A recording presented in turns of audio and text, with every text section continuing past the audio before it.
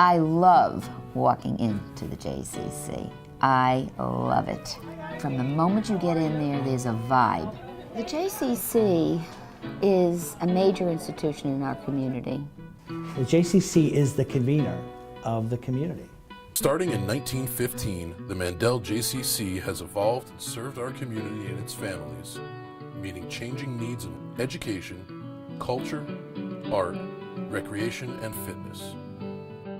In our earliest days, the JCC served young adults who were looking for a place to meet and to play sports. What went on there was social.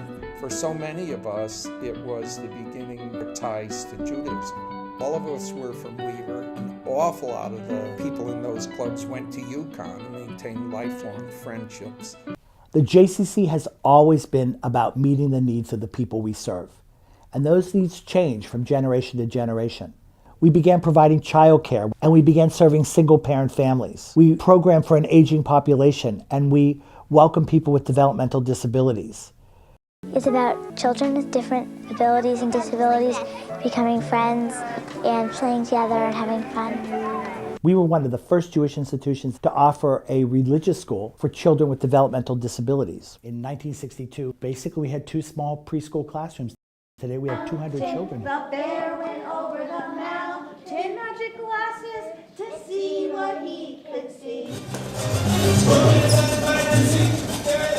When we started this JCC in 1962, there was no such thing as fitness. And we've grown and we've changed with the whole fitness revolution.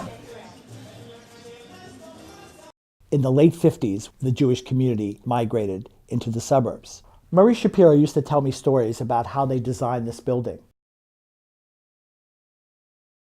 We built a beautiful 425-seat fixed theater with a green room, an art gallery, and arts and crafts studios. This was done because we recognized the very important role that the JCC was playing in the cultural life of our community. I think that it would be amazing for us to have a community theater at the JCC where we were putting on new, edgy, exciting plays using local talent and becoming a great resource for entertaining and involving the community in theater. We owe an incredible debt to a group of women who, under the leadership of Ann Randall, formed the cultural committees of the JCC. We had evenings in theater where shows were brought up from New York. We had major art exhibits and began acquiring an art collection. The JCC truly was a cultural centerpiece of the community from the late 1940s on. And today we still have a very important role to play with our presentation of the Jewish Book Festival, the Jewish Film Festival, and the fabulous exhibits in the Chase Family Gallery. My vision for the next generation was a community, a place for unaffiliated people. I see the JCC is welcoming to the entire community. In my exercise classes, there are all kinds of people.